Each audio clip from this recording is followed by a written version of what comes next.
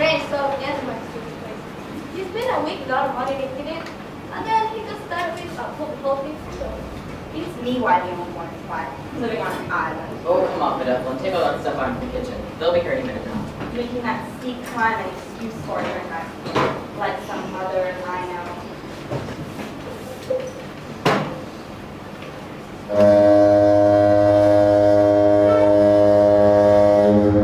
Oh, that be judging. Oh, yeah, no, there's two gentlemen in our car, so understand? I shall want at least 5 loaves in the morning at 8 pints of milk. Remember, Right? Oh, and don't forget the engine prime. I'll charge you up tomorrow. We'll let you hang down. Not close the road. It's at the station. I'll bring up the first thing tomorrow. Give a hand with the luggage, will you? Right? I forgot to give you the list of guests, Tom. Thanks, little girl. Doesn't look like a very classy lot to me. Miss Claythorne, she'll probably be a secretary. I don't hold much as secretary.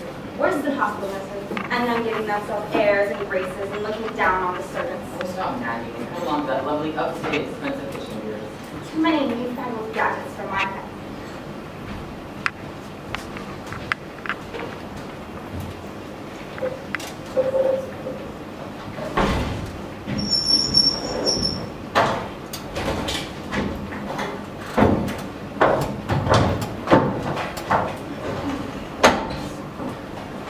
So, this is it. How perfectly lovely. Miss Claythorne? You're Rogers? Yes, good evening, miss. Good evening, Rogers. Could you take up my luggage and come to Longboard? Very good, miss. So, you've been here before? No, but I've heard a lot about the place. From Mr. and Mrs. Miller? No.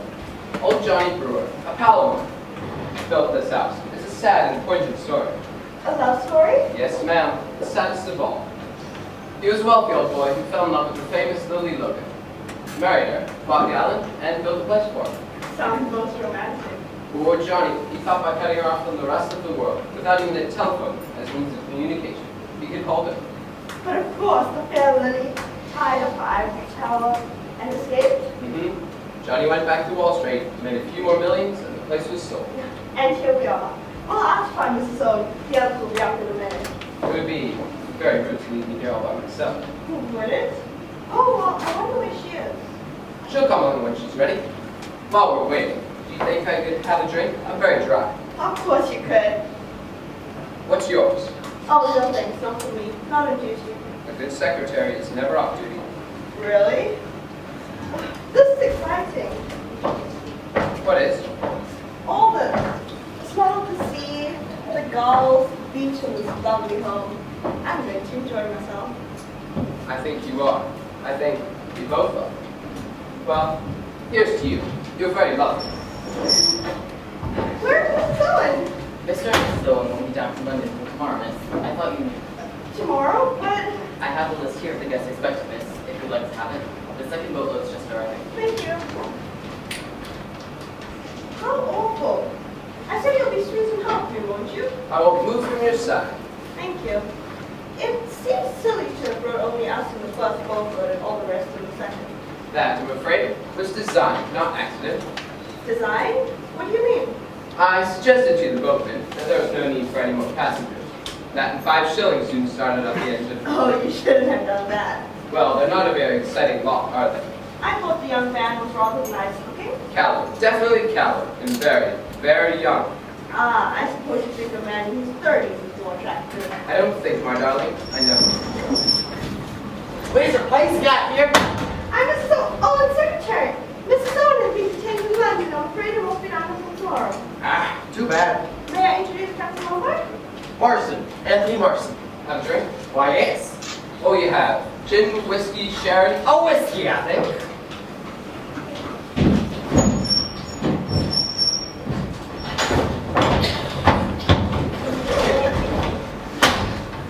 Wonderful place you have here. I'm Mrs. Owen's secretary. Mrs. Owen has been detained in London. I'm afraid it won't be down until tomorrow. Say when. Oh, wizard! How are you? The name's Lombard. How do you do, Miss... Davis. Davis is the name. Ah, Miss Davis, Mr. Marston. How are you, Mr. Marston? Have a drink? Pleased to meet you. Thanks, Mr. Lombard. I don't mind if I do. Whew. Bit of a steep climb up here. But, whew, what a view. What a height. Remind me of better after this place. Does it? What part? Oh, they call Durban, you know. Well, here's the temperance. Do you know South Africa? Me? No. Oh, well, that's where I come from. That's my natal state, haha. Interesting country, I should think. Finest country in the world, sir. Oranges, diamonds, silver, everything a woman could want. Talk about land flowing green skittles.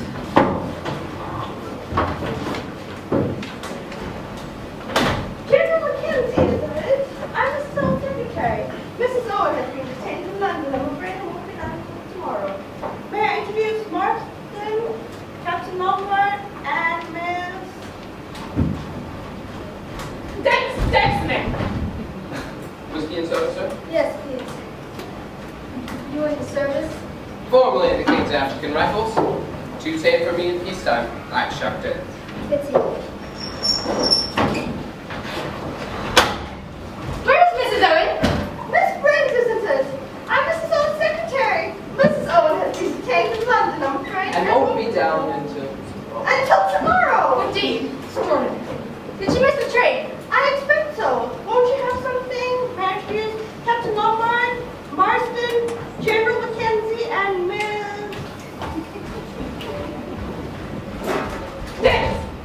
Davis is the name. May I take your case? Won't you have a drink? A glass of sherry, whiskey and soda? No, I never touch alcohol. You've never touched alcohol. I suppose you know, young man. You left her standing down the hall. I'm afraid, Miss Brent, I was to blame for that. It seems to me most extraordinary that Mrs. Owen should not be here to greet her guests. Perhaps she's just the kind of person who can't help missing things. That's what I reckon she is. Not at all. Mrs. Owen isn't the least like that. Perhaps it was her husband's fault. She hasn't got a husband. Now, I should like to go to my room. Of course, I'll take you there. You'll find Miss Marks upstairs, miss. She will show you to your room.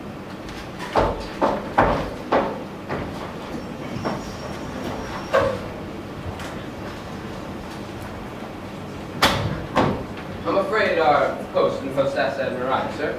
My name's Lombo. Mine's Wargrave. How do you do? Have a drink? Yes, please. A whiskey. How are you? Davis the name. Wonderful place you've got here. Quite unique. As you say, quite unique. Your drink, sir. Oh, Badger Berkeley rolled up yet? Who did you say? Badger Berkeley. He rolled me in for this show. When's he coming? I don't think he is coming. Nobody by the name of Berkeley.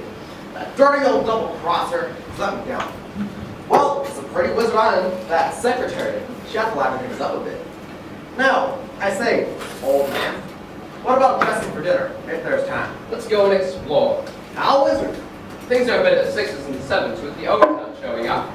Tricky what? Wizard place for a party, what?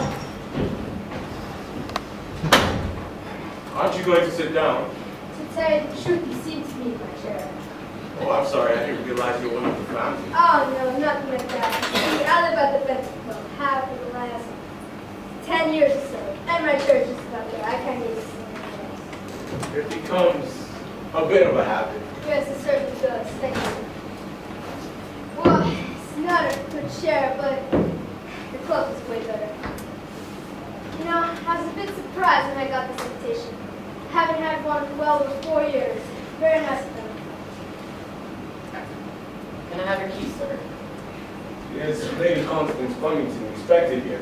Can you tell me? Lady Constance Flemington? I don't think so, sir. Unless she's coming down with Mr. and Mrs. Owens. Oh, Allow me, sir.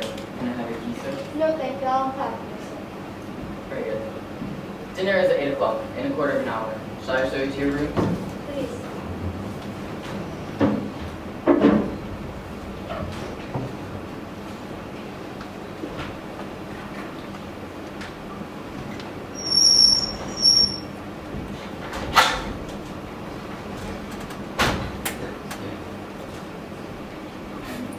You're there, man. I'll call on you.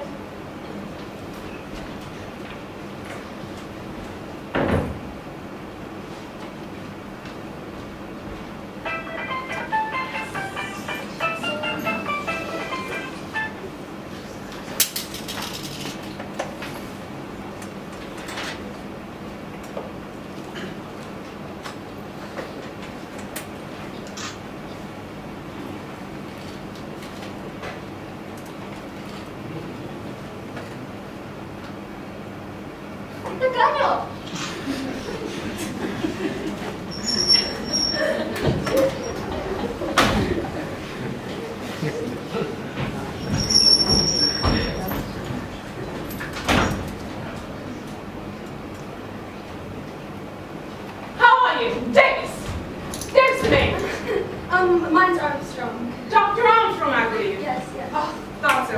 I never forget a face. Don't tell me I forgot one of my things. Oh, no, nothing like that. I once saw you in court give an expert evidence. Oh, really? Are you interested in the law? Well, you see, I'm from South Africa. Naturally, legal parts of this country are bound to interest the colonial. Oh, yes, of course. Have a drink. No, thank you. I never touch it. Do you mind if I do? Mine is empty. Not a bit, no. I've been having a look around this island. Wonderful place now, isn't it? Wonderful. I thought as I was coming across the mainland, a haven of peace this was. Too peaceful for some, I guess. Oh, no, it's wonderful. Wonderfully restful. Wonderful for the nurse. I'm a nurse specialist, you know. Oh, I know. Did you come down by train? No, I motored down. I dropped in on a patient on the way there. Great improvement, wonderful response. Best part of 200 miles, isn't it? How long did it take? I didn't hurry. I never hurry. It's bad for the nerves. Some mentalist young fellow nearly drove me to the ditch near Innsbruck. Shot past me about 80 miles an hour. Disgraceful bit of driving. I would have liked to have had his number. Yes, and fully more people take the number. You must excuse me. I must go find Mr. Roman. Oh, but Miss Owen coming down.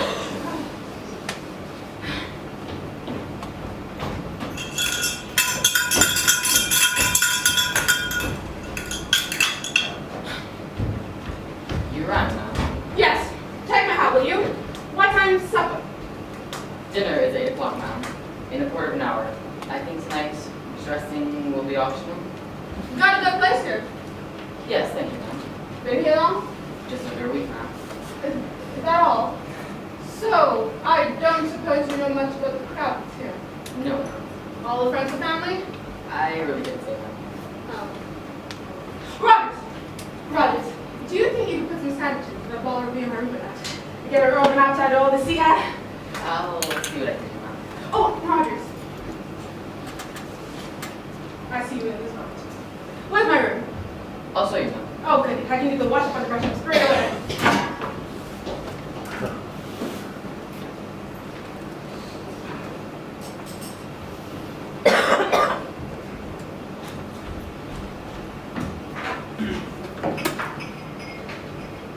Oh, there you are, Rogers. You ought to be cleaning up all these dirty glasses. You're always leaving the dirt where it's deep. Here I am with a four-course dinner on my hands and no one to help me. You might come and give me a hand to dish it up.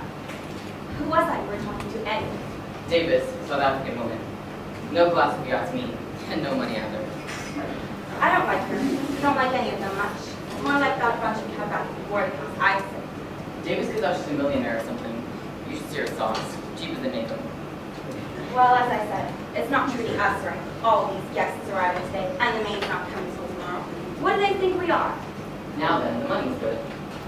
And so it ought to be. Catch him going into the service again unless the money is good. Well, it is good, so what are you going on about? Well, I can tell you this, Walter. I'm not staying any place where I'm good. Cooking is my business. I'm a good cook. First rate old girl. But the kitchen is my place and housework is none of my business. All these guests. I have a good mind to put my coat and hat on while I'm right now and go straight back to the men. You can't do that, old girl. And who says I can? Why not, I should like to know? Because you're on an island. Or had you forgotten that? Yes. And I don't know if I fancy being on an island. I don't know that I'd rather come to that. No slipping down to the pub. No going to the pictures. Oh well. The wages are good. And there's plenty of beer in the house. That's all you ever think about. Beer. Now, stop your mouth. I'm going to the kitchen and dinner will be spoiled. It'll be spoiled anyway, I expect. Wasted on them anyway. Everyone's going to be licked. Thank goodness I'm doing this too late. Oh, dinner won't be a minute. It's just a question of dishing up. Is everything all right, Rogers? Can you manage between the two of you? Yes, miss. The missus talks a lot. She doesn't come.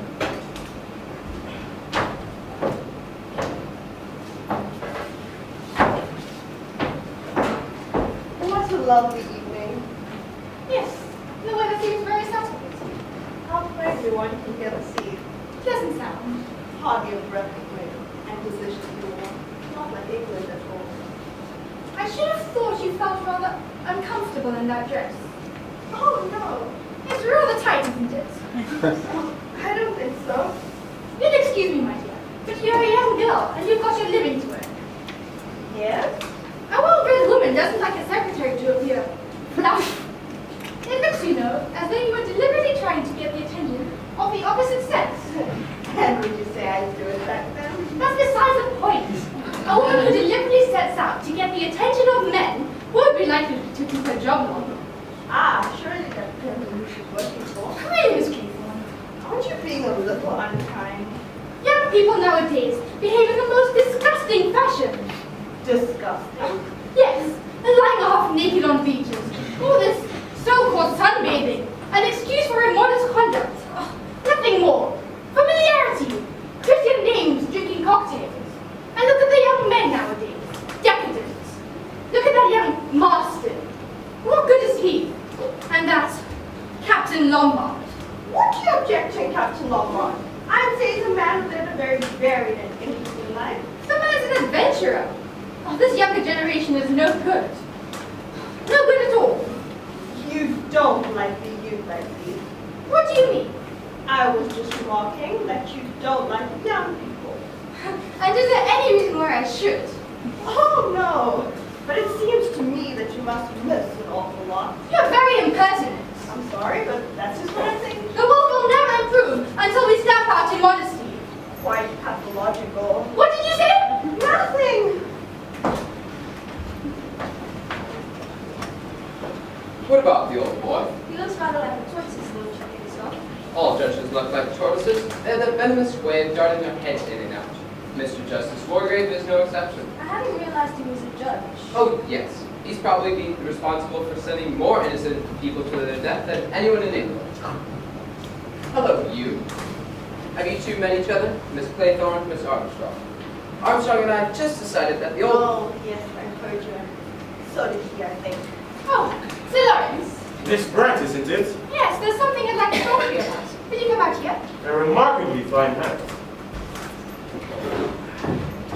A beauty, ain't she? A supercharged sports car, let me come on.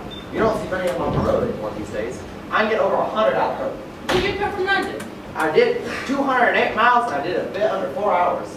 Touched 90 going over Salisbury Plain. Not too bad, eh? Excuse me, but I think you passed me on the road. Yes. You nearly drove me into the ditch. Did I? Sorry. If I'd seen your number, I would have reported you. Yeah, but you were pulling in the middle of the road. Footling me, footling. Oh, well. How about a drink? Good idea. What do you have on this paper? No, thank you. Good evening, Mrs. Owen. Why, Mrs. Owen? Because you'd make the most attractive wife for any wealthy businessman. Oh, do you always plug so outrageously? Always. Well, now we know. Tell me, what was old Miss Brent trying to talk to the judge about? She tried to debate the whole lot of matters. I don't know. It seems funny. She seems so definite that there wasn't a Mr. Owen. You don't think that there isn't? I mean that she isn't... What? Married, you mean?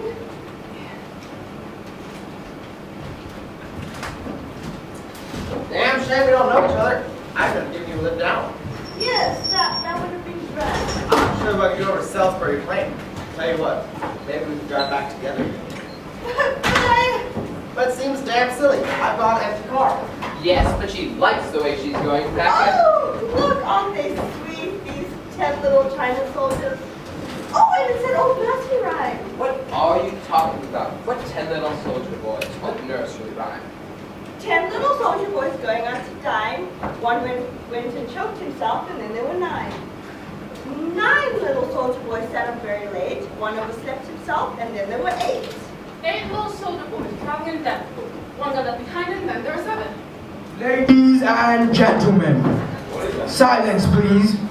You are charged with these indictments that you did respectively and at diverse times commit the following. Anne Armstrong, that you did cause the death of Louisa Mary Cleese. Catherine Jessica Bloor, that you brought about the death of James Stephen Lender. Emily Caroline Brent, that you're responsible for the death of Beatrice Taylor. Vera Elizabeth Claythorne, that you killed Peter Hamilton. Philip Lombard, that you are guilty of the deaths of 21 men, members of an East African tribe. John Gordon Mackenzie, that you sent your wife's lover Arthur Richmond to his death. Anthony James Marston, that you are guilty of the murder of John and Lucy Combs. Thomas Rogers and Ethel Rogers, that you brought about the death of Jennifer Brady. Lawrence John Wargrave, that you are guilty of the murder of Edward Seaton. Prisoners at the bar, have you anything to say in your defense?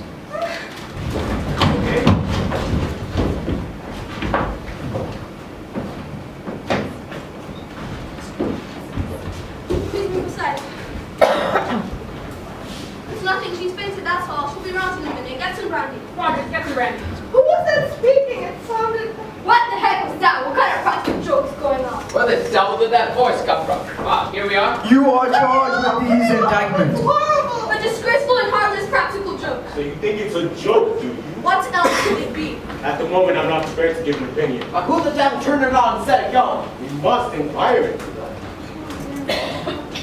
Allow me, madam, if I speak to her. Ethel, it's all right, do you hear? Pull yourself together. It's all right now, Mrs. Rogers. It was just a nasty turn. Sorry, didn't faint it? Yes, you did. It was that voice, that awful voice, like a judgment. Where's the brandy? Drink this, Mrs. Rogers. I'm all right now. It just gave me a turn, that's all. You gave me... Of course it did. Wicked light it was. I'd like to know... Who was it that put that record on the gramophone, Rogers? Was it you? I was just obeying orders, sir, that's all. Whose orders? Mr. Owens. Let me get this right. What exactly were Mr. Owens' orders? I was to put the record on the gramophone in the study. I'd find the records in the drawer there. I will start with that one, sir. I thought it was just to give you all some music.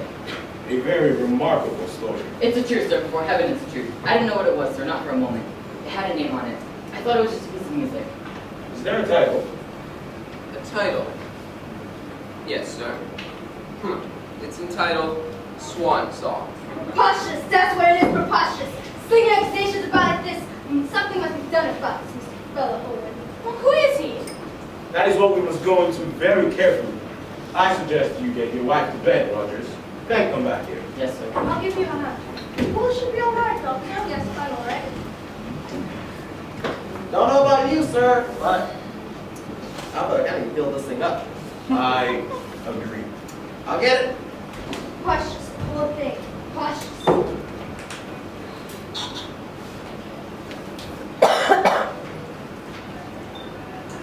Whiskey for you, Sir Lawrence?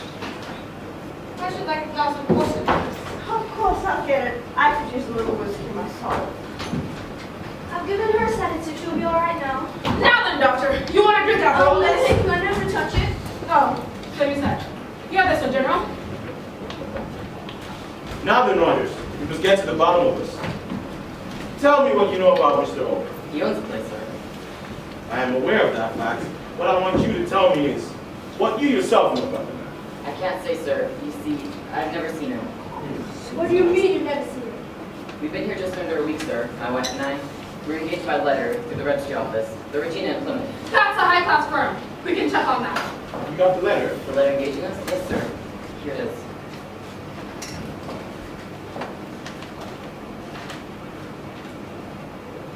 Go on with your story. We arrived here, like the letter said, on the 4th. Everything was in order. Plenty of food and stock and everything shipshape. Just needed dusting. What next? Nothing, sir. That is, yesterday, by the morning post, we received another letter saying that Mr. and Mrs. Owen might be detained in London. And if so, we was to do the best we could. They gave instructions about dinner and putting on the gramophone record.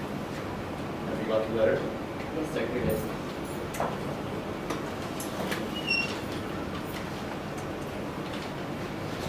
Headed Ritz Hotel in Tyford. Coronation machine number 5, quite near, no defects. The signed paper most common make. We shan't get much out of this. We might try it for fingerprints, but it will handle too much. Quite the little detective. Got some fancy Christian names, hasn't he? Ulick, Norman, Owen. That's quite a mouthful. I am obliged to tell you, Mr. Marston, that you have drawn my attention to a very curious and suggestive point. I think the time has come for us to pool our information regarding our unknown host. We are all his guests, and it would be well if we can all explain how that came about. There's something very peculiar about it. I received a letter with a signature. It wasn't very easy to read.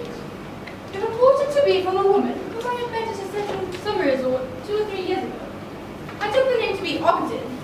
I'm quite sure I've never met or become friendly with anyone of the name Owen.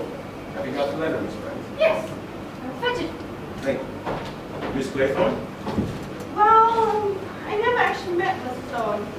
I went on a holiday post and applied to a secretarial agency. Miss Grenfell's in London. I was offered this post and accepted. And you were never interviewed by a prospective employer? No, this is less. Soldier Island, Stickland Haven, Devon. I have received your name from Miss Grenfell's agency. I understand she knows you personally.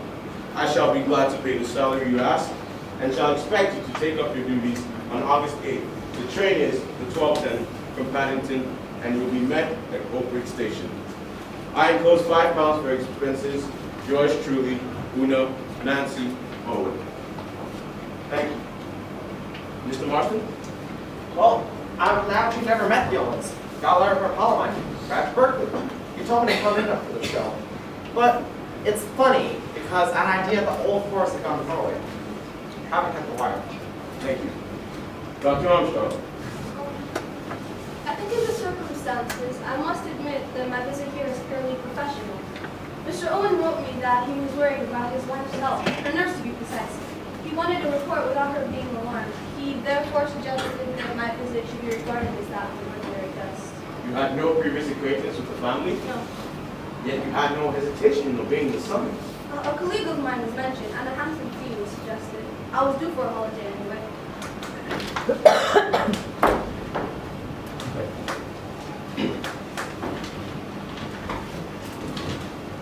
Dear Miss Brent, I do hope you remember me. We were together at Bellhaven Guest House in August some years ago. We seem to have so much in common. I am starting a guest house of my own on an island off the coast of Devon. I think there is a real opening for a place where there is plain, good English cooking and a nice old-fashioned type of person. None of this nudity or gramophones happening tonight. I shall be very glad if you can see your way to spending your summer holiday on Soldier Island as my guest, of course. I suggest August 8th, 12:40 from Paddington to Oak Ridge. The signature is slightly ambiguous. I like the nudity touch. Here is my own decoy letter from an old friend of mine, Lady Constance Cummington. She writes to me in her usual vague, incoherent way, and refers to her hostess in the vaguest of terms. Look here, I've just thought of something. In a minute, But we will take one thing at a time, Captain Lombard. General Mackenzie. Got a letter from this fellow Owen. Mentioned some old parties of mine. Hope that is his formal invitation. Haven't kept the letter for you. Thank you. And you, Captain Lombard. Same sort of thing. Letter mentioning mutual friends. I haven't kept it either. Just now, we had a somewhat disturbing experience. An apparently disembodied voice spoke to us, uttering certain definite accusations against us. We will deal with those accusations presently. At the moment, I am concerned with a minor point. Amongst the names mentioned was that of Catherine Jessica Lore. But as far as we know, there is no one named Lore amongst us. The name of Davis was not mentioned. What have you to say about that, Davis? Cat's out of the bag, it seems. I suppose I better mention my name isn't Davis. You are Catherine Jessica Lore? That's right. I have something to add to that.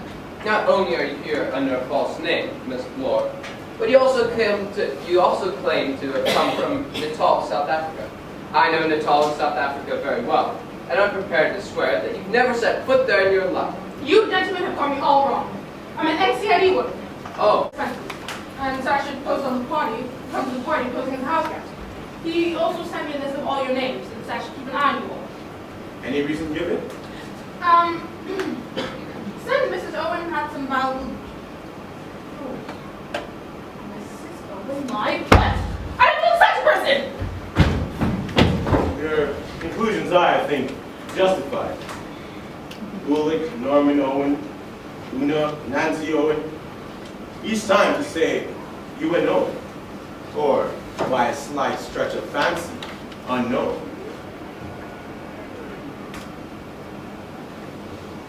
But it's fantastic. Mad. Oh yes, I have no doubt in my mind that we've been invited here by a madman. Probably a dangerous, homicidal lunatic. Oh my God. Oh yes, whoever it is that has enticed us here is taking a very great deal of trouble to find out a lot about us. A very great deal. And out of the knowledge concerning us, he has made certain definite accusations against us. Well, it's all right. I wish to say this before you all. Our unknown friend accuses me of the murder of one Edward Seaton. I remember Seaton perfectly well. He came before me for trial in June 1930. He was charged with the murder of an elderly woman. He was very ably defended in the witness box and made a good impression on the jury. However, on the evidence, he was certainly guilty. I summed up accordingly, and the jury brought a verdict of guilty. On passing sentence of death, I fully concurred with the verdict. I wish to say before you all that my conscience is clear upon the matter. I did my duty and nothing more. I passed sentence on a rightly convicted murderer. Did you know Seaton at all? I mean, personally. I knew nothing of Seaton previous to the trial. The old boy's lying. I'll swear he's lying. Fellow's a madman, absolute madman. Gotta beat his butt. Gotta hold a wrong end of the stake, that's what he was. But these sort of things are necessary. There's no truth whatsoever in what he said about Arthur Richmond. He was my officer. I sent him on a reconnaissance in 1917, and he was killed. And recently much, I like to say, it's Sir my wife, best woman in the world, Caesar's wife. Okay, now I've just been thinking. John Lucy Combs must have been a couple of kids I ran over in your Cambridge a few years back. Do you see bad luck? For them or for you? Well, I was thinking for me. But of course, you're right, sir. It was damn bad luck for them, too. They kept running out of some cottage or other. I got my license suspended for a year. Beastly nuisance. This beating's all wrong. Young men like you are a danger to the community. Well, I couldn't help it. Just an accident. Might I say a word, sir? Yes, Rogers. There was a mention, sir, of me and my wife and a Miss Jennifer Brady. There isn't a word of truth in it. We were with Miss Brady when she died. She was always in Port Hall, sir, always, from the time we came to her. There was a storm, sir. The night she died, the telephone was out of order, and we couldn't get a doctor to her. So I went to her, sir, on foot. But you got there too late. We've done everything possible for her, sir. Devoted to her, we were. Anyone will tell you the same. There was never a word said against us. Never a word. You came into a nice little something like that, I suppose, didn't you? Miss Brady left us a legacy in recognition of our faithful service. And why not, I'd like to know? And yourself, Miss Block? What about me? Well, your name was on the list. I know. Lender Union.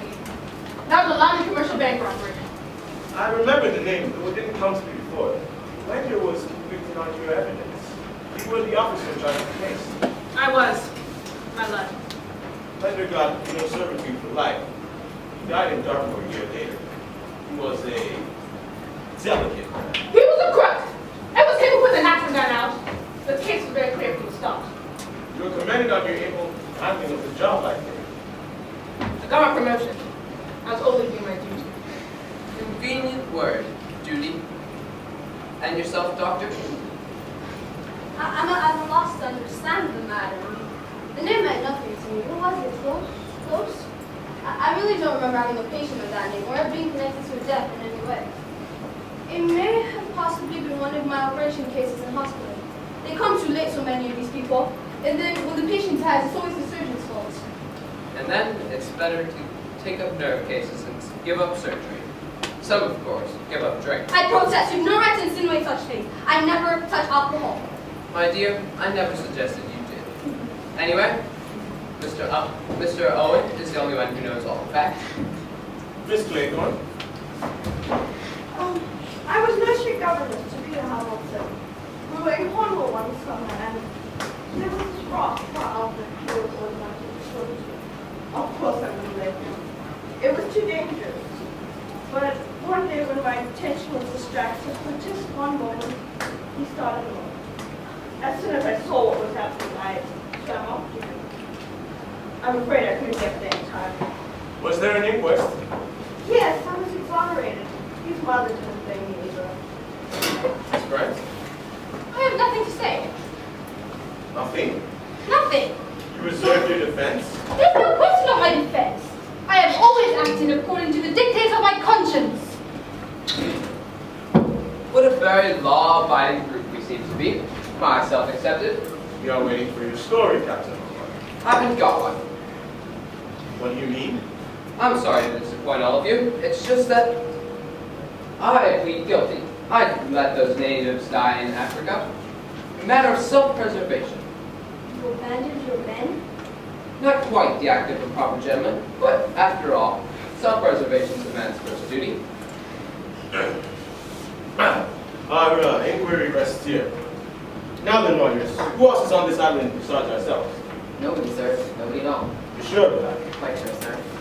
Thank you. Don't go, brothers. I am not yet sure as to the purpose of our unknown host, but he is not sane in the accepted sense of the word.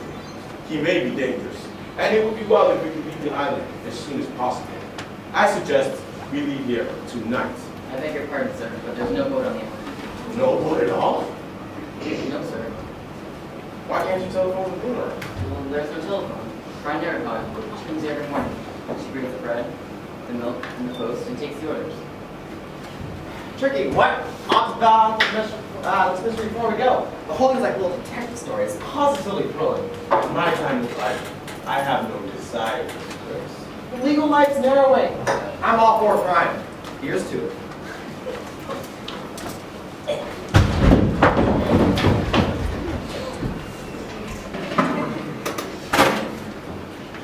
My body's dead. Dead? Did the man just choke and die? You can call it choking if you like. He died of asphyxiation, right enough.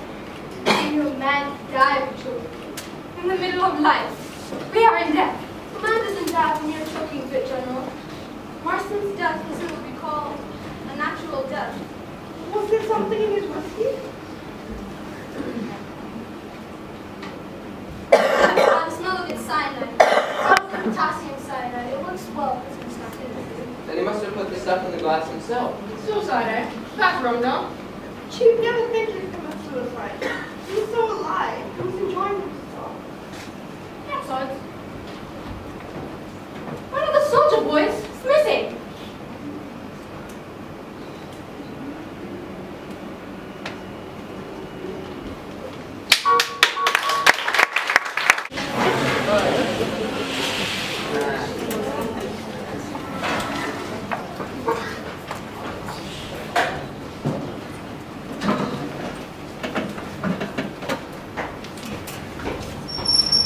We came up to the top. No sound about it yet. It's very early still. Yeah, I know. Still, the bell brings the milk and the bread and all that. I should have thought he would have got here before this.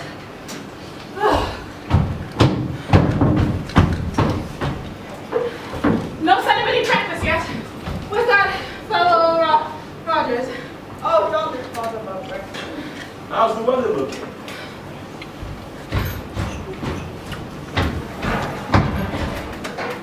The wind has freshened up a bit. Rather mackerel guy. Won't go on the triggers as they said it would do for dirty weather. Should have wondered if he wasn't right.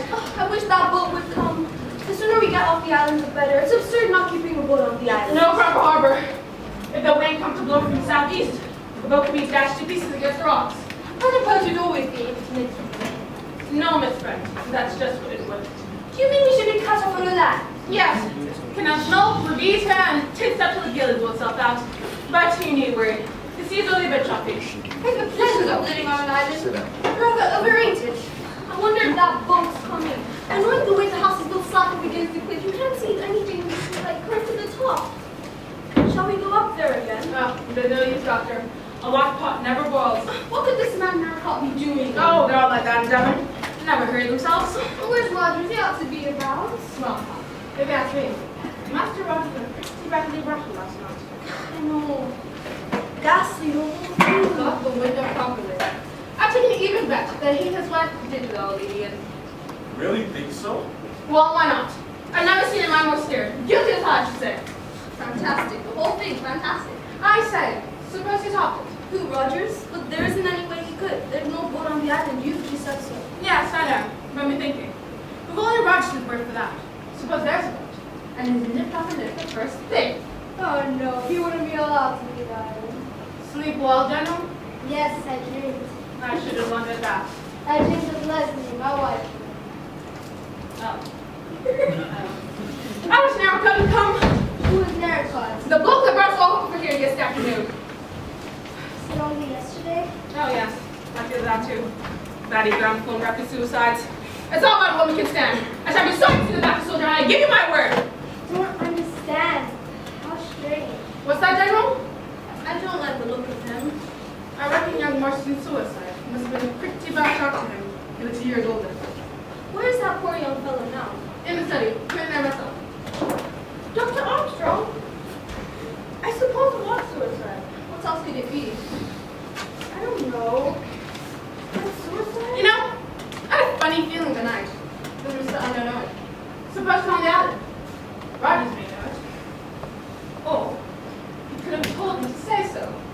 pretty nasty drama, isn't it? Well, would it have been possible for anyone to tamper with Marston's drink without our seeing him? Well, it was just lying there. Anyone could have dropped a dull banana in it if they wanted to. But that... Oh, there you are, ma'am. I've been all over this looking for you.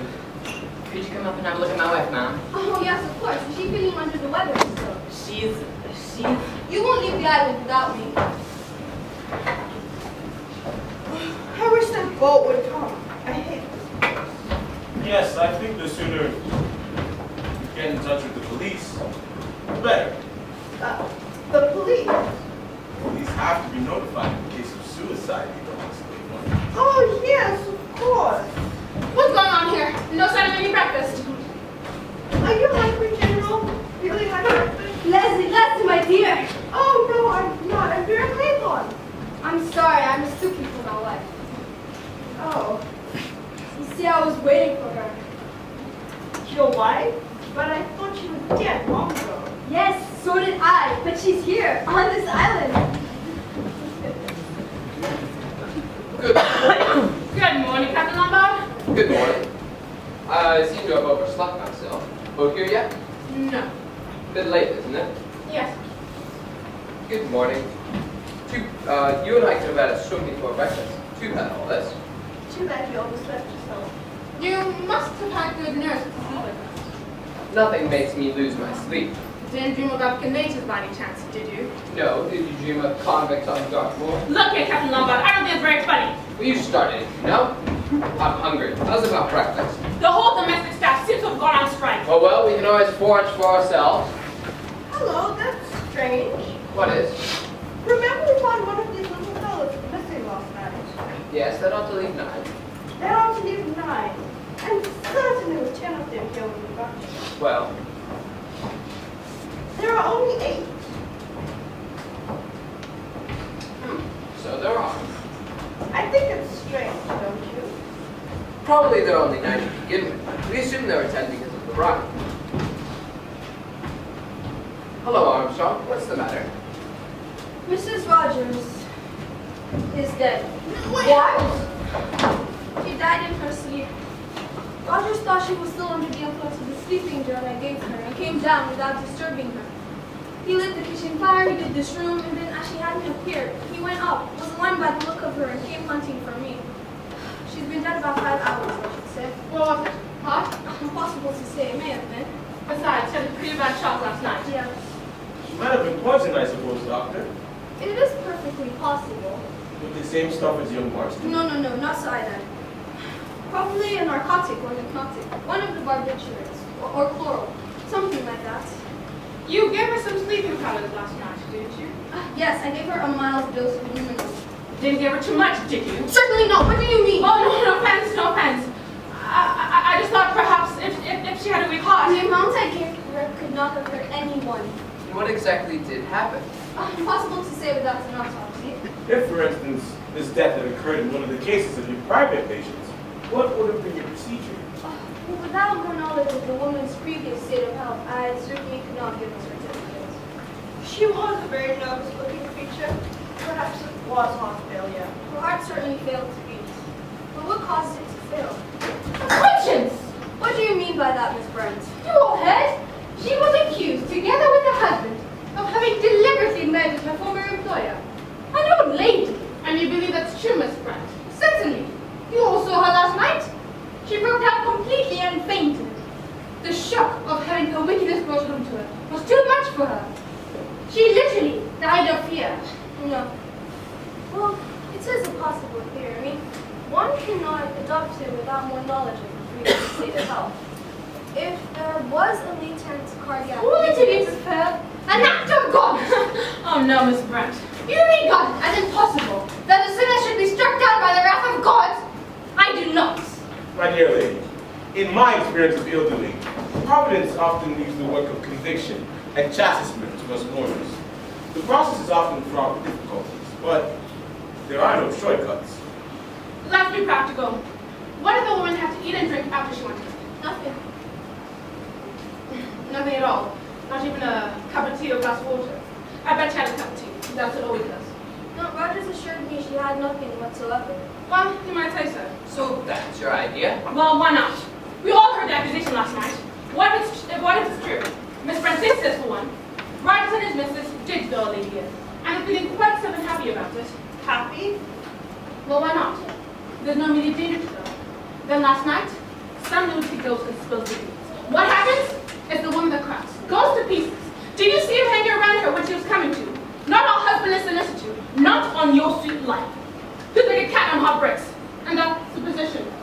They've done a murder, and have gotten away with it. Whereas all being raked up again is the woman who gave the show away. She has got the nerve to business in that. She's a living danger to her husband, that's what she is. And him, oh, he's all right. He will lie till the cows come home, but he can't be too sure of her. So what does he do?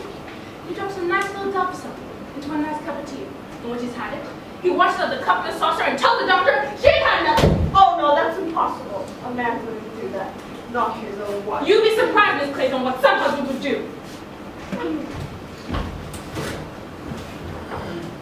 Excuse me, miss. I'm getting on with breakfast.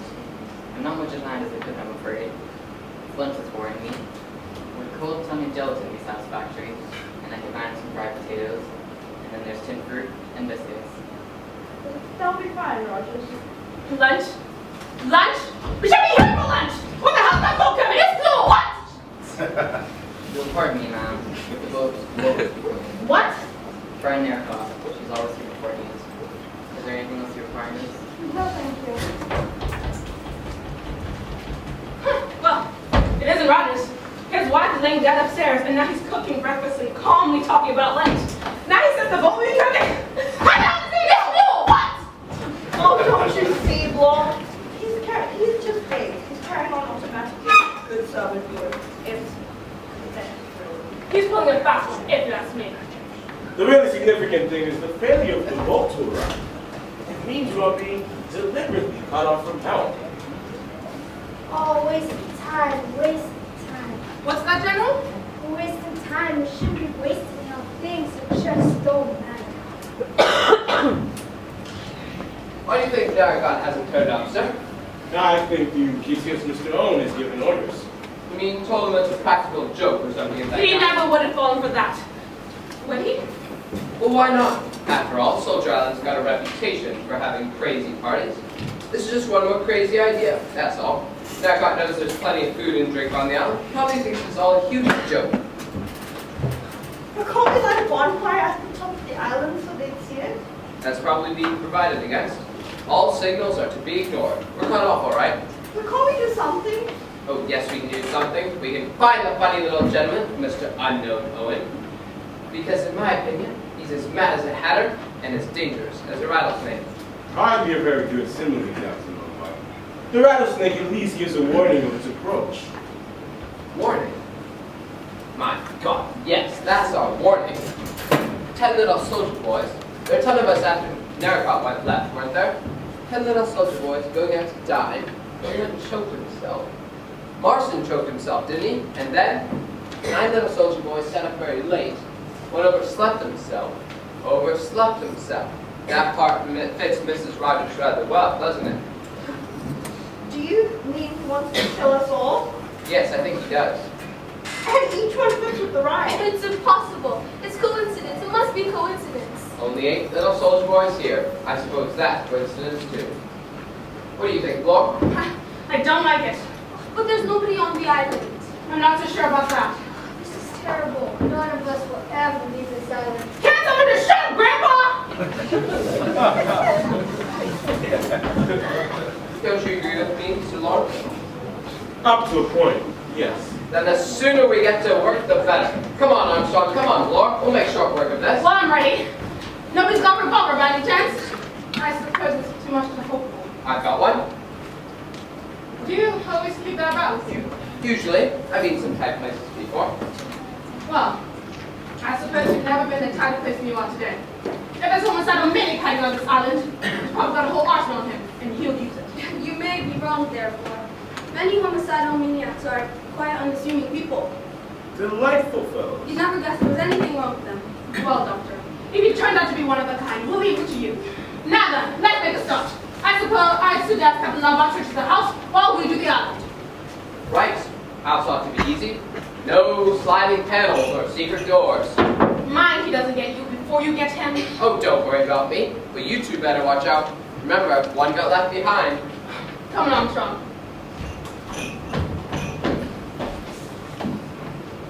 A very energetic young man, that Captain Lombard. Don't you think he's right? If someone is hiding on the island, they're bound to find us. It's practically their own. I think this problem needs brains to solve it, rather than brawn. Where are you going? I'm going to sit out in the sun and think, my dear.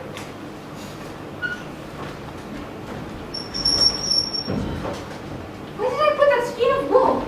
Oh, did you leave it upstairs? Shall I go and see if I can find it? No! I'll go. I know where it's likely to be. I'm glad Captain Lombard has got a revolver. Oh, wasting time. Wasting time. Do you think so? Yes, spirits. Spirits sit quietly and wait. Wait for what? For the end, of course. I wish I could find Leslie. Your wife? Yes, I wish you'd known her. She was so pretty. So gay. Was she? Yes. Of course, I was a lot older than she was. She was only 27. Arthur Richmond was 26. He was my ABC. Leslie liked the boy. They used to talk about music and plays together, and she used to tease him and make fun of him. I was pleased. I thought she took a motherly interest in the boy. Damn fool, wasn't I? No fool like no fool. Like a book, I found out. But as I had friends, she wrote to both of us. I put the letters in the wrong envelope. So I knew. Oh no. It's alright, my dear. It was a long time ago. But you see, I loved her and believed in her. I didn't say anything to him. I let it gather in fear. Slow, murderous rage. Damn, no hypocrite. I liked the boy and trusted him. So I sent him to his death. Oh, yes, it was quite easy. Mistakes were being made all the time. All anyone could say is that I lost my nerve a bit, made a blunder, sacrificed one of my best men. Yes, it was quite easy. I never told Leslie I found out. Carried on as usual. Nothing seemed real anymore. She died in the morning. She had a heart-shaped face, gray eyes, and hair that curled like heels. Oh, don't. Yes, it was murder. Curious murder. And I've always been such a law-abiding man, but I didn't feel like that at the time. Serves a damn more right, that's what I thought. Then you know, don't you? What do you mean? Don't understand. I thought you would. I thought you'd be glad too that the end was finally coming. We're all going to die, you know. I don't know. We're very young. You haven't gotten to that yet. The relief, the blessed relief that you've done with it all, that you don't have to carry the burden any longer. General. Don't talk to me like that. You don't understand. I want to sit here and wait for Leslie to come for me. Oh, I'm frightened. All correct. No secret passages. One corpse. Don't.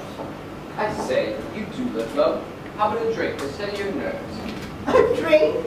2 corpses in the house at 9 o'clock in the morning and all you say is have a drink? An old man going, quiet crackers, have a drink? 10 people accused of murder? That's all right, just have a drink. Everything's fine as long as you have a drink. All right, stay thirsty. You're nothing but a waster, an adventurer. Makes me tired. I say, you are head up. What's the matter, my sweet?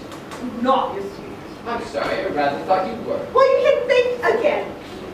Come now, you know you don't really feel like that. Rogues and murderers can't fall out. Rogues and murderers? All right, you don't like the company of rogues and murderers, and you won't have a drink. I'll just go finish searching. Unpleasant young man. I can't find this anywhere. Is anything the matter? Oh, I'm worried about the general. He really is ill, I think.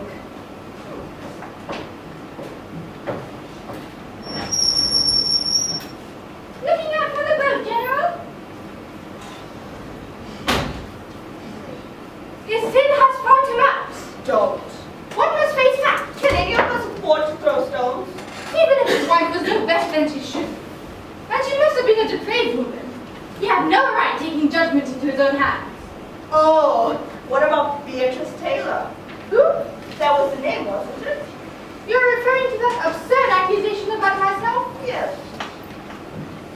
Now that we are alone, I have no objection to telling you the fact of my case. Neither should like you to hear them. It was not a fit subject to discuss amongst gentlemen, so naturally I refused to say anything last night. That girl, Beatrice Taylor, was in my service. I was very much deceived in her. She had good manners and was clean and winning. I was very pleased with her. Of course, all that was sheer hypocrisy. She was a loose girl with no morals. Disgusting! It was some time before I found out that she was what they call in trouble. It was a great shock to me. Her parents were decent folk too, who brought her up strictly. I'm glad to say they didn't condone her behavior. What happened? Naturally, I refused to keep her an hour under my roof. No one shall ever say I condoned immorality. Did she drown herself? Yes, How old was she? 17. Only 17? The court old enough to know how to behave. I told her what a lovely brave thing she was. I told her she was beyond the pale, and no decent person would take her into their home. I told her her child would be the child of sin, and would be branded all its life, and the man would naturally not dream of marrying her. I told her I felt soiled by ever having her under my roof. You told a girl of 17 all that? Yes, I'm glad to say I broke her down utterly. You're a little devil. I have no patience with his indulgence towards sin. And then I suppose you kicked her out of your house. Of course. And she didn't dare go home. What did you feel like when you found she drowned herself? Feel like? Yes, I mean, didn't you blame yourself? Certainly not. I had nothing with which to reproach myself. I believe you really feel like that. That makes it even more horrible. That girl's unbalanced. The heathen are sunk down in the pit that they have made. In the net which they hid is their own foot taken. Well, Lord is known by the judgment he executed. The wicked is snared in the work of his own hand. Breakfast is ready. The wicked shall be tempted to hell. Be quiet! Excuse me, miss. Do you know where the gentlemen are? Breakfast is ready. Sir Lawrence Wargrave is sitting out there in the sun. Dr. Armstrong and Miss Floor searching the island. I shouldn't bother with them. Very good. Shall not the isle shake at the sound of the fall? When the wounded cry, when the slaughter is made in the midst of thee? Shall we go in? I don't feel like eating! Breakfast is ready. Then all the princes of the sea shall come down from their thrones, and lay away their robes, and put off their broidered garments. They shall clothe themselves with trembling. They shall sit upon the ground, and shall tremble at every moment, and be astonished at thee. Reading aloud, Miss Brent? It is my custom to read a portion of the Bible every day. Very good habit, I'm sure. What luck did you have? There's no cover in the island, no caves, no one can hide anywhere. That's right. What about the house, Lombard? No one. I'll stake my life there's no one in this house but ourselves. I've been over it from attic to cellar. Breakfast is getting cold. Breakfast? Come on, Lord. You've been yelping for breakfast ever since we got up. Let's eat, drink, and be merry, for tomorrow we die. Or who knows, perhaps even today. You ought to be ashamed of such levity, Captain Lombard! Come now, General, we can't have this. Breakfast, I say. Sir? Good God. One got left behind. There's a knife in Mackenzie's chest.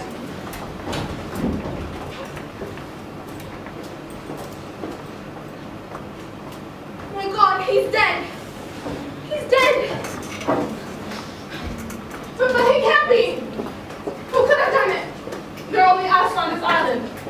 Exactly, my dear. Don't you realize this clever and cunning criminal is always one stage ahead of us? He knows exactly what we're going to do next and makes his plans accordingly. There is only one place, you know, where a successful murderer can have a reasonable chance of getting away with this. What one place? Where? Why here? In this room. Mr. Owen is one of us.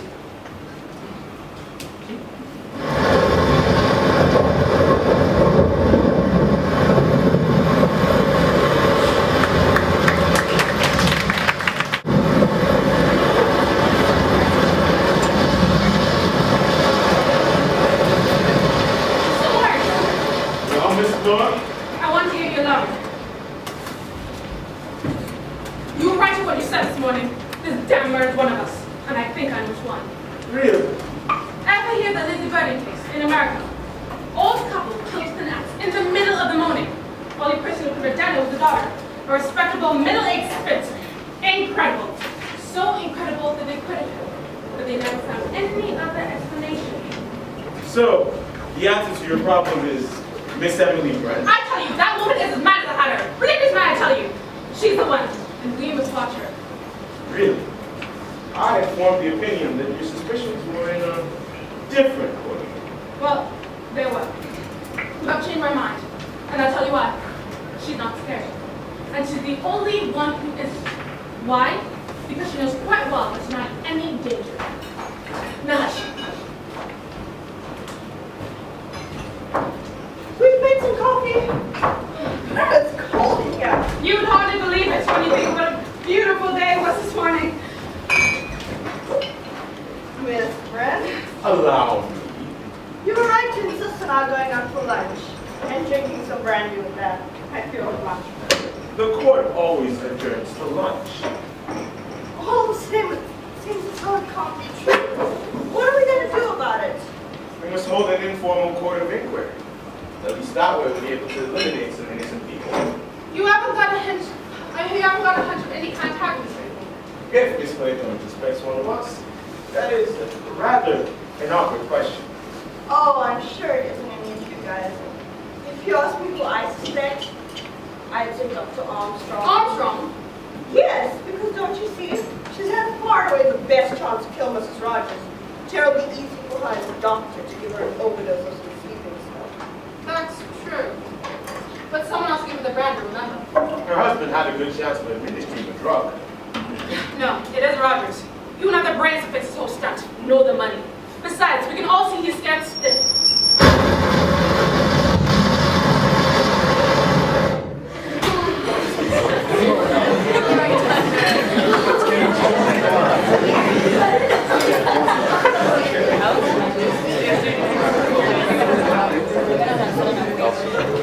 My God, it's something like a storm. Who did you think it was? Beatrice Taylor? What? Is that, it's quite a storm out there. Is that coffee? Good. I'm taking the coffee now, you see. Such restraint in the face of danger is nothing short of heroic. I do not, of course, profess to be a weather prophet, but it is unlikely that a boat would reach us under 24 hours, even if it knew of our plight. Even if the wind drops, the sea still has to go down. Is anyone a swimmer? Would it be possible to swim to the mainland? It's over a mile, and in the sea we dash through the rocks and drown.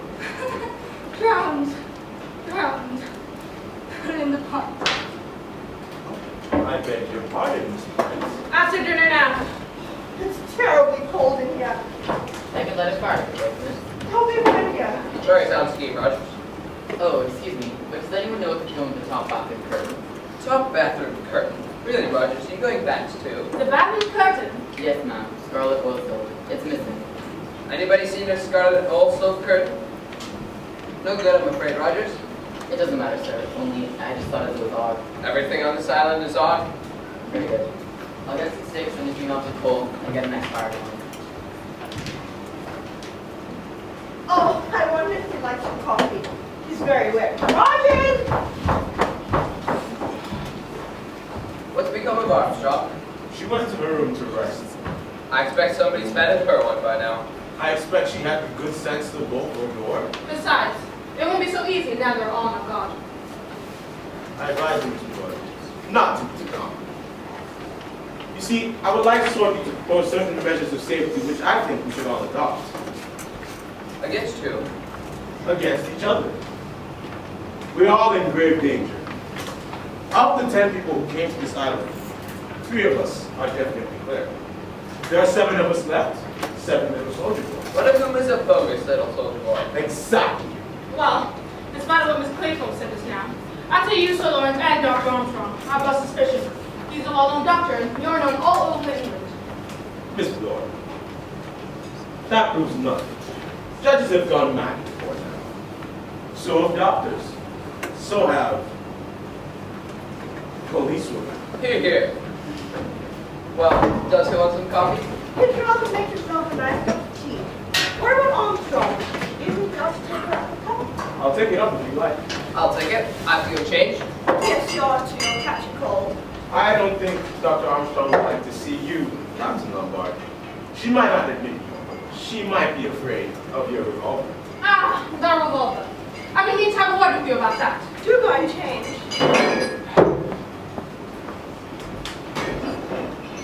As you were saying? I would like to know why you brought a revolver down here. I'm going supposed to be a little social visit. You do you? Well, I've led a rather adventurous life, and I've gotten into the habit of taking a revolver about with me. It's a pleasant feeling to have a gun handy, don't you agree? We don't care though.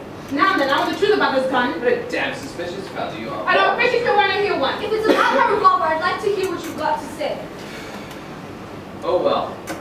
I got a letter inviting me here as a guest of Mr. and Mrs. Doe. It would be worth my while. The writer said he'd heard I got a reputation for being a good man in a tight spot. There might be some danger, but I'd be alright if I kept my eyes open. I never would have fallen for that. Well, I did. I was bored. God, how I was bored back in this tame country.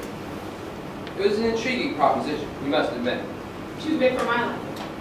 That was the whole charm. It aroused my curiosity. Curiosity killed the cat. Yes, quite. Do go and change. I'm going when sweet, I'm going. The maternal instinct, I think it's called. Don't be ridiculous. That's a tall story.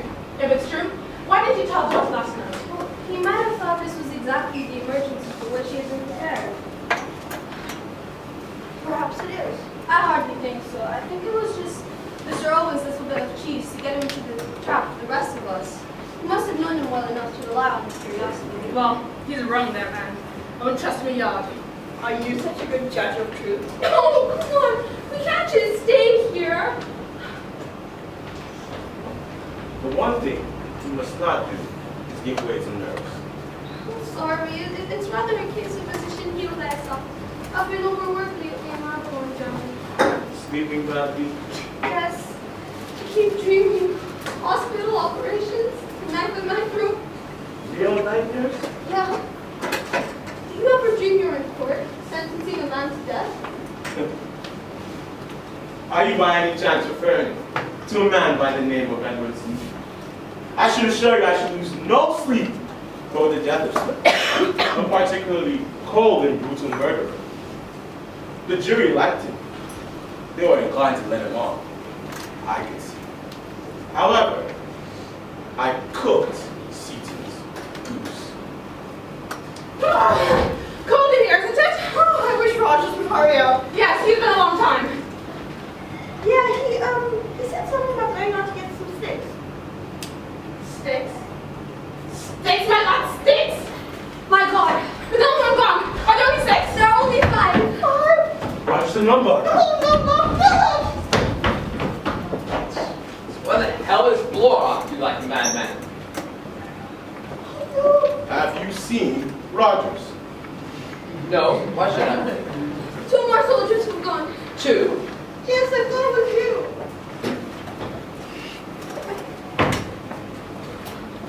Well, Lord, what is it? In the scullery. Oh, is he? Yeah, yes, he's done all right. How? So somebody must have come up behind him when he was run over the robot. What? When he chopped himself and I was saying so much. Stop it here, stop it! She'll be alright, boys. What's next? Bees? Do they keep bees on the island? Well, that's the next verse, isn't it? 6 little soldier boys playing with a hive, and bumblebee stung one, and then there are 5. A bumblebee stung one. We all look pretty spry. Nothing wrong with any of us. My God, you don't think.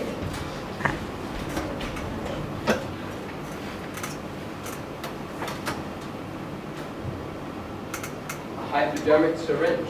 The modern bee stick. While she was sitting there, one of us. One of us. Which Which one of us?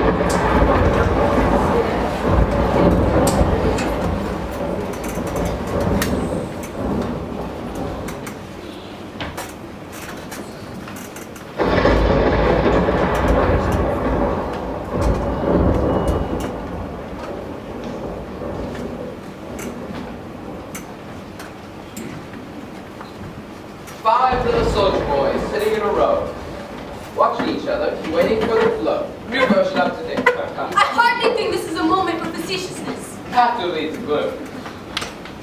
Damn that electric plant running down. Let's play a nice round game. What about inventing one called suspicions? A suspects B, B suspects C, and so on. Let's start with lore. It's not hard to guess who the lore suspects. It sticks out a mile. I'm your fancy honor, Lord. I wouldn't say no to that. Well, you're quite wrong, Joe. Abstract justice just isn't my line. All I'm saying is that you've acted suspiciously from the start. You told two different stories, you came here with a revolver, and now you say you've lost it? I have lost it. That's a likely story! What do you think I've done with it? I suggested myself that you search me. Oh, but you're too clever for that. You haven't got it on you, but you know where it is. You mean I've cached it ready for next time? I shouldn't be surprised. Why don't you use your brains, boy? If I wanted to, I could have shot the lot of you by this time. Pop, pop, pop, pop.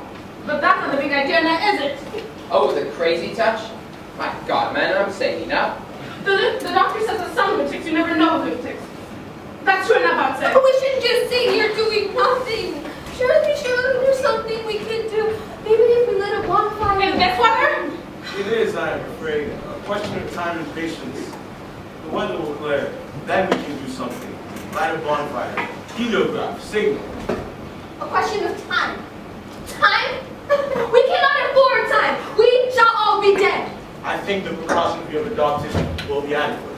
I tell you, we shall all be dead. All but one. He's thinking of something. He's thinking now.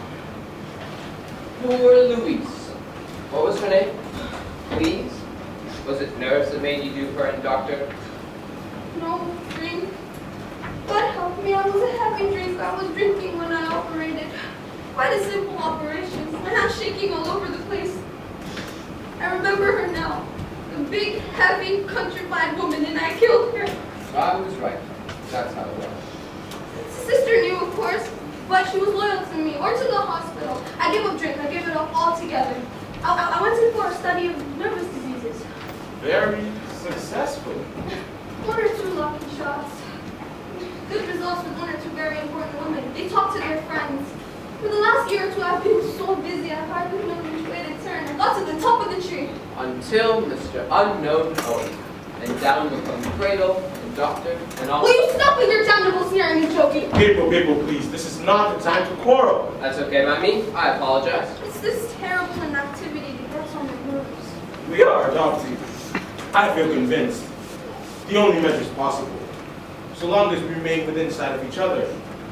A repetition of these tragedies must be impossible. We need food and sleep. That's what I say. Obviously, the murderer's only chance is to get one of us detached from the rest. So long as we tread that, we are safe. Safe? You're very silent. Here. There isn't anything to say. I wonder what the time is. Kids was awful waiting for the hours to go by and yet feeling that they may be out of time. What is the time? 8:30. Is that all? Pretty awful like this. How are the candles holding out? That's all packet. Storm's dying down a bit. What do you think, sir? Perhaps we mustn't be too optimistic. The murderer's got everything on his side. Even the weather seems to be falling into his plans. What about something to eat? Tell you what, I'll go out and open some tongue and make some coffee. But you four stay here. That's right, isn't it? Not quite, Mr. Claiborne. You see, it might be inadvisable to eat anything you had prepared out of our sight. Oh, you don't like me very much, do you? It's not a question of like or dislike. You seem to think of everything, Sir Lawrence. You know, if you don't mind my saying so, you're my fancy. This is hardly the time, Captain Lombard, for any of us to indulge in the luxury of taking offense. I don't think it's flawed. I may be wrong, but I can't believe you've got the imagination for the job. All I can say is, if you are that murderer, I take my hat off to you for being such a damn fine actor. Why, thank you for nothing. I don't believe it's the doctor. I don't believe she's got the nerve. You've got plenty of nerve here. On the other hand, you strike me as eminently sane. Therefore, you'd only do murder if you had a thoroughly good motive. Thank you. I thought of something. Splendid. Animal, vegetable, or mineral. That woman says she's a police officer, but we've no proof of that. She only said so after the gramophone record when her name had been given. Before that, she was pretending to be a South African millionaire named Davis. What do we know about her now? What if the police officer is just another impersonation? We don't know anything about her, nothing at all. Oh, she's a policewoman, all right. Look at her feet. Look at Captain Lombard. I'm finding very funny. Well, now we know how we are. By the way, Miss Claythorne suspects you, Doctor. Oh, yes, she does. Haven't you seen her throw a dirty glance from time to time? It all works out quite prettily. I suspect Sir Lawrence, Lawrence suspects me, Armstrong suspects Bloor. What about you, sir? Quite early in the day, I had formed a certain conclusion. It seemed to me that everything that had occurred pointed quite unmistakably to one person. I am still of the same opinion. Which one? Well, no. It might be inadvisable to mention that person's name at the present time. Inadvisable in the public interest. Exactly. What about a good idea? No. Let's stay here. We're safe here. I can't say I'm hungry. I'm not ravenous myself. Why don't you go out and have a guzzle by yourself, Bloor? Tell you what, suppose I go and bring a tin of biscuits. Oh, Bloor? Eh? An unopened tin, Bloor.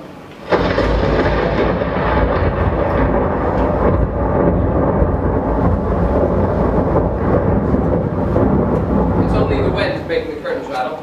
I wonder what happened to the bathroom curtain. The one that Roger put. By the wildest stretch of imagination, I cannot see what any homicidal maniac would do with a scarlet oil silk curtain. Things seem to have been disappearing. So the murderer, whoever he is, must be a kleptomaniac too. How does it go? 5 little soldier boys Going in for law, one got in chancery. in chancery. But how would that apply? Unless, of course, Yes, my dear. That is why I'm sitting right here. Ah, but I'm casting you for the role of murderer, not victim. The term can apply to a lawsuit. Perhaps you'll start a free fight. That seems to light you up, my dear. it's that awful rhyme. It keeps going round and round in my head. I think I'll remember it till the day that I die. This was a long time. I expect the big bad wolf has got her. I have asked you once to try and restrain your peculiar sense of humor, Captain Lombard. Sorry, sir. There must be a form of nervousness.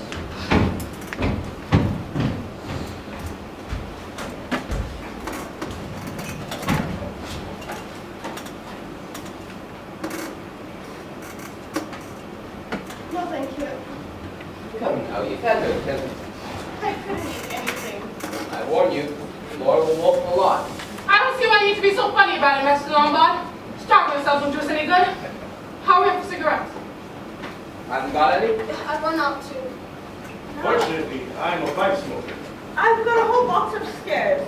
I'll go get it. I can do it with a cigarette myself. See that you will stay where you are.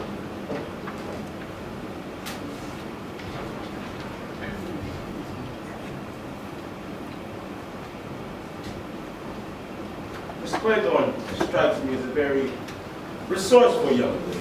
Quite remarkably so. So that's your idea? That she's the guilty party? Yes, of course. I know it's hardly likely for it to be a woman, but I can see Doctor can disagree with me. Doctor, you and I see women from slightly different angles. Why does anyone take a spot of whiskey?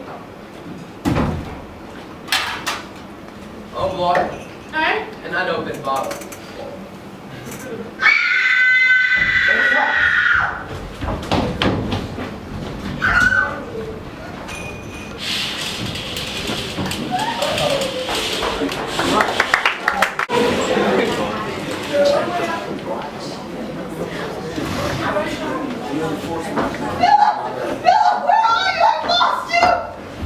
Here I am, Vera. Boy, help me have some light. It's awful in the dark. It's that- You don't know where you are. You don't know where anyone is. That damn drat on the stairs blowing all these candles out. Here, I've got a lighter. Where's Dr. Armstrong? I'm looking for the matches. Never mind, I just get some candles. I was horrified to death. It went right around my throat. What did? You see, the window was open in my room, and yeah, when I opened the door, it blew out my candle, and then a long strand of steam touched my throat. I don't wonder you yell. I thought in the dark that I was being strangled by wet hands.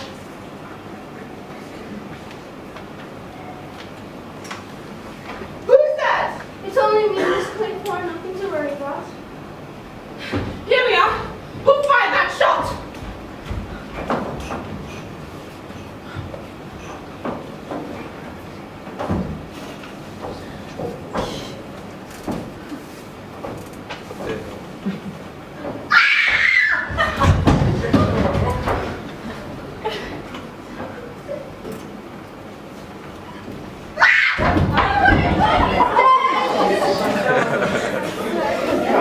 You got shot through the head.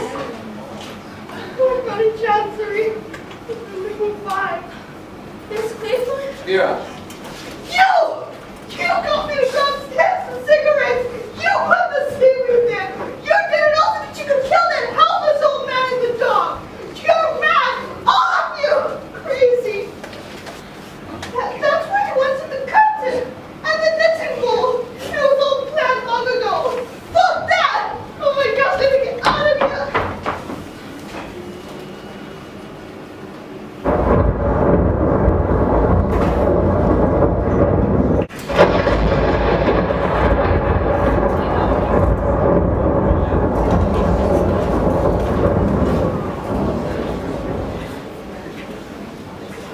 three little soldier boys sitting in a row, thinking as they guzzle, who's the next to go. It's all right, Miss Claythorne. I don't mind joking on full stomach. I must say I was hungry. All the same, I don't think I shall ever fancy 10 Tom again. I was watching that meal. I feel like a new woman. We've been 24 hours without food. That does lower the morale.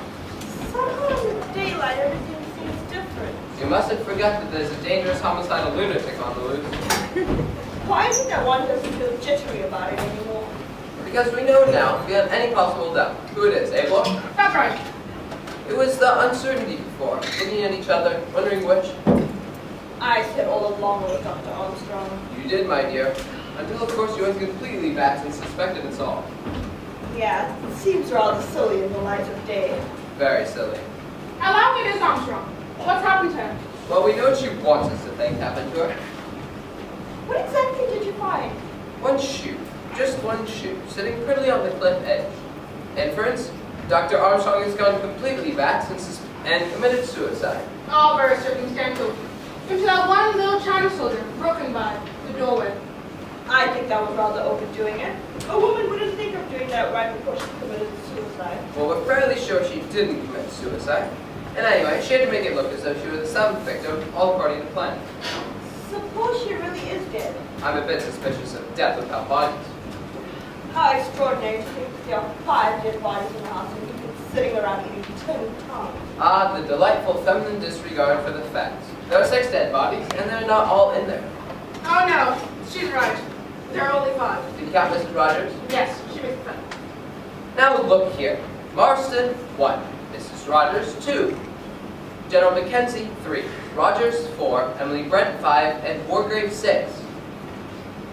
7, 8, 9, Armstrong 10. That's right, old man. Sorry. Tell me exactly what happened in the night.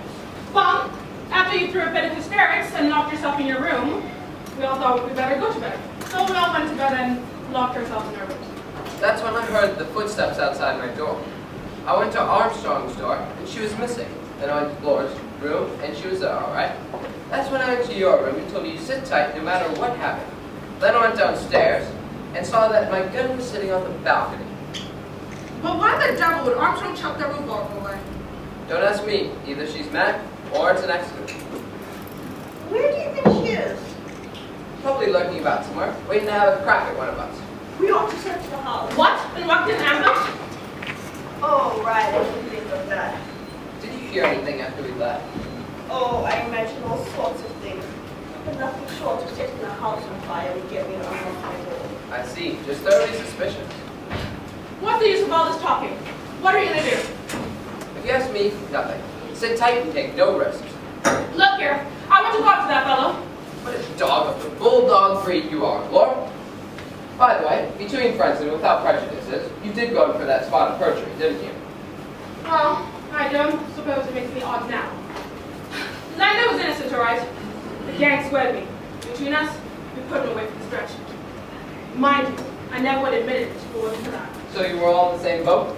Well, I can't admit it in front of Mrs. Justice Wargrave, could I? No, hardly. I say, do you think that fellow Seaton was innocent? I haven't a doubt. Mr. Justice Wargrave had his reasons for putting him away. Well, Laura, I'm glad you come off your high first. I hope you made a tidy bit out of it. Nothing I thought I ought to have done. You know me love that Benny gang. Got my promotion though. And Lender got penal servitude and died in jail. I couldn't tell he was gonna die, could I? That was your bad luck. His you mean. Well, yours too. Because of it, you got invited to this island and may have your life cut unpleasantly soon. What? Me? Or Armstrong? I'll watch it. You'd better. Remember, there are only 3 soldier boys left. Well, what about you? Oh, don't worry about me. I've been in tight situations before, and I've got out of them. And I mean to get out of this one. Besides, you have your revolver. Now, you say you just found it lying there. What's to prove you haven't had it the whole entire time? Oh, same old record. There isn't room enough for more than one idea in your head now, is there, Laura? No, but it's a good idea. And you're sticking to it. And if I were you, I would have thought of a better story than that. I had to keep it simple, something that a policewoman could understand. What's wrong with police? Nothing, now that you've left the force. Now look here, Captain Lombard. If I'm not as bad as you pretend. Oh, come now, we're neither of us honest. If you're telling the truth for once in your life, you do the square thing and chuck the revolver down there. Oh, don't be an ass. I said I wanted to go to the house looking for Armstrong outside. If I want you to do that, will you lend me your revolver? No, I won't. It's my revolver and I'm sticking to it. Then do you know what begins to think? You're not beginning to think it, you square-headed flatty. You were thinking it last night, and you've gone back to your idea. That I'm the one and only Mr. UN Unknown Owen. Is that it? I wouldn't convict you. Well, think what you damn well please. You know what? I think you're both behaving like a pair of children. Sorry. Of course Captain Lombard is in the unknown. The unknown is Armstrong. I'll give you one very good proof of it. Oh, what? Think of the rhyme. A red herring. That's Armstrong's pretended suicide, but really it's only a red herring, so she isn't dead. That's very ingenious. To my mind, it's absolute proof. Don't you see? It's all mad because she's mad. She takes a weird, crazy, childish pleasure in sticking to the rhyme and making everything happen in that way. Dressing up the judge, killing Roger when he was chopping steaks, using a hypodermic syringe on Miss Brent who could have just easily poisoned her. She's got to make it fit in. And that might give us a pointer. Where do you go from here? 3 of those soldier boys walking in the zoo. A big bear hugged one and then there were 2. A big bear hugged one. She ought to job with that one. There's no zoo on this island. I say, Captain Lombard, what about a nice bottle of beer? Oh, do stop your thinking about your stomach, Lord. This love of food and drink will be your end. But there's plenty of beer in the kitchen. Yes, and if anybody wants to get rid of you, then put a lethal dose in a nice bottle of beer.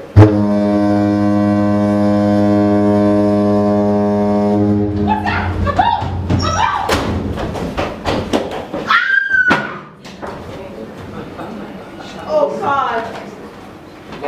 heard.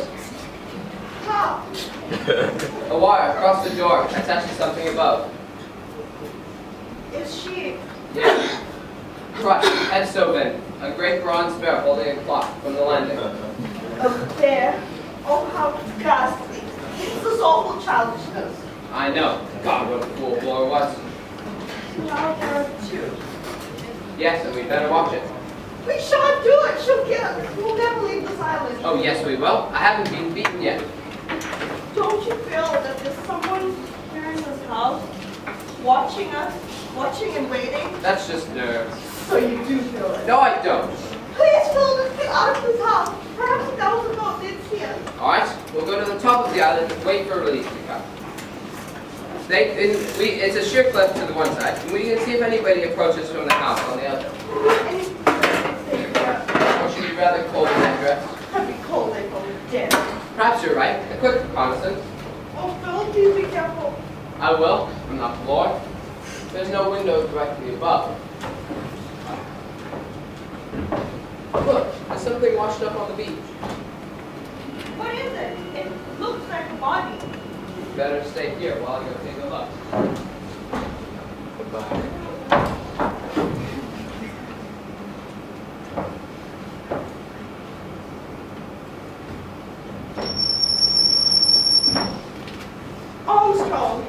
Armstrong's body. Yes, it's Armstrong's body, washed up in high tide. So now there's no one on this island. No one except us two. Yes, now we know where we are. Now we know where we are. A very pretty trick of yours with that wire. Old Wargrave always knew you were dangerous. You! So you did drown that kid after all. I didn't! That's where you're wrong. Please believe me. Please listen to me. I'm listening, but you better make it a good story. It isn't a story, it's the truth. I didn't kill that boy. Someone else did. Who? Peter's uncle. I was in love with him. Oh, this is interesting. Don't sneer, it was hell. Absolute hell. Peter was born after his father's death. If he'd been a girl, he would have got everything. Well-known tale of the wicked uncle. Yes, he was wicked and I didn't know. He said that he loved me, but he was too poor to marry. There was this rock pond that Peter was always wanting to swim to. Of course I wouldn't let him. It was too dangerous. One day we were on the beach and I had to go back to the house for something I'd forgotten. And when I got back, I saw Peter swimming to the rock. He hadn't a chance. The current had got him already. I rushed towards the sea and you tried to stop me. Don't be a fool, he said. I told the little ass he could do it. This is interesting. So, I plunged into the sea. He tried to stop me, but I got away. I swam after Peter, but I couldn't get there in time. And everything went off well at the inquest. They called you a plucky girl, and you kept discreetly quiet about Hugh's part in the arrangement. Do you think anyone would have believed me? Besides, I really did love him. Well, it's a pretty story. Then I suppose Hugh let you down. Do you think I ever want to see him again? You certainly are an accomplished liar, Vera. Can't you believe the truth when you hear it? Who set that wire that killed Laura? I didn't, and Armstrong's dead. I've broken most of the commandments in my time, and I'm no saint. But if there's one thing I won't stand for, that's murder. You won't stand for murder? What about those natives you left to die in Africa? That's what's just so funny. I didn't. What do you mean? For once, just once, mind you, I played the hero. Risked my life to save the lives of my men. I gave them all the food and ammunition there was, and took a chance through the bush. By the most incredible luck, it paid off. But then the rumor got started around that I'd abandoned my men. That's life for you. Do you expect me to believe that? Why, you actually admitted the whole thing? I know, I got such a kick out of watching their faces. You can't fool me with a stupid lie like that. Blast you! Why didn't I see it before? It's there in your face. Face of a killer! You can't fool me any longer. Now! You cunning little devil. Take one step closer and I'll shoot you! You. Young, lovely, and quite mad.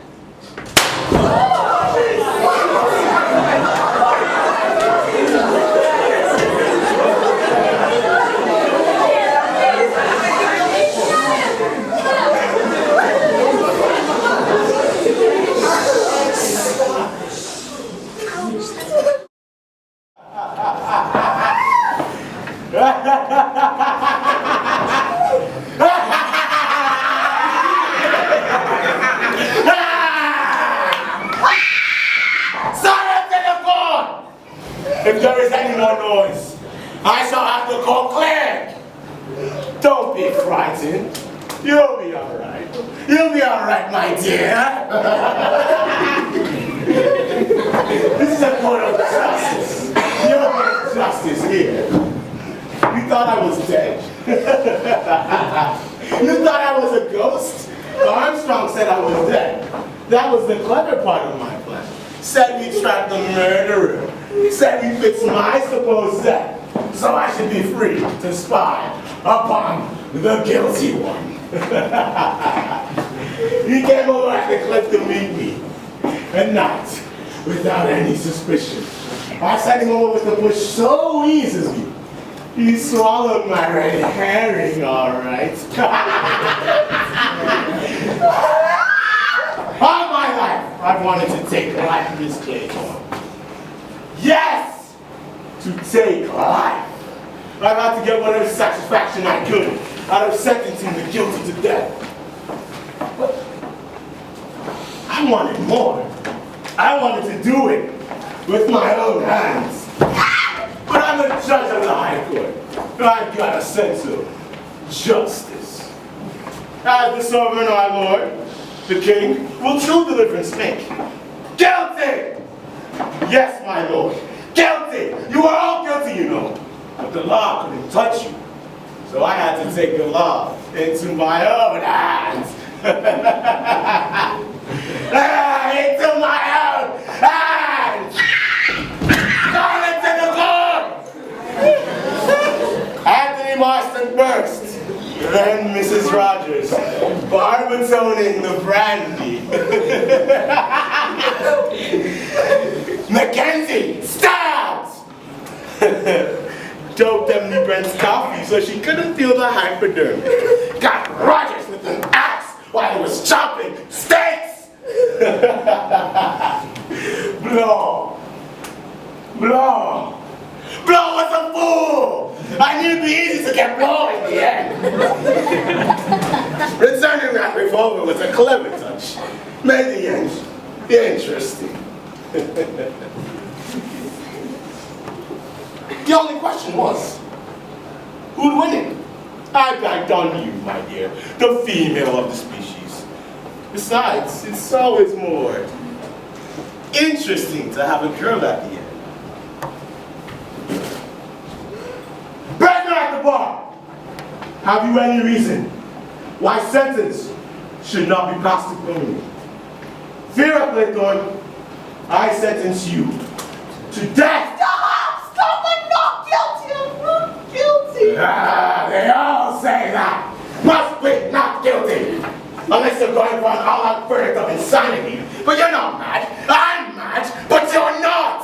I am innocent! I swear I never killed that child! I never wanted to kill him! You're a judge! You know when someone's guilty and when they're innocent! I swear I'm telling the truth! So you didn't kill that girl after all? I guess it doesn't matter much. Now, does it? What? I can't spoil my lovely ride. My 10 little soldier boys plan. One little soldier boy, left all alone. He went and hanged himself. I must have my hand. I must have my...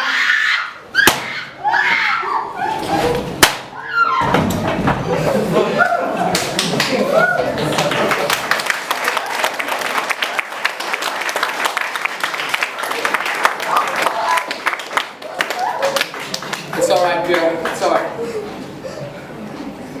Philip, I thought you were dead. I thought I killed you. Thank God women can't shoot straight. I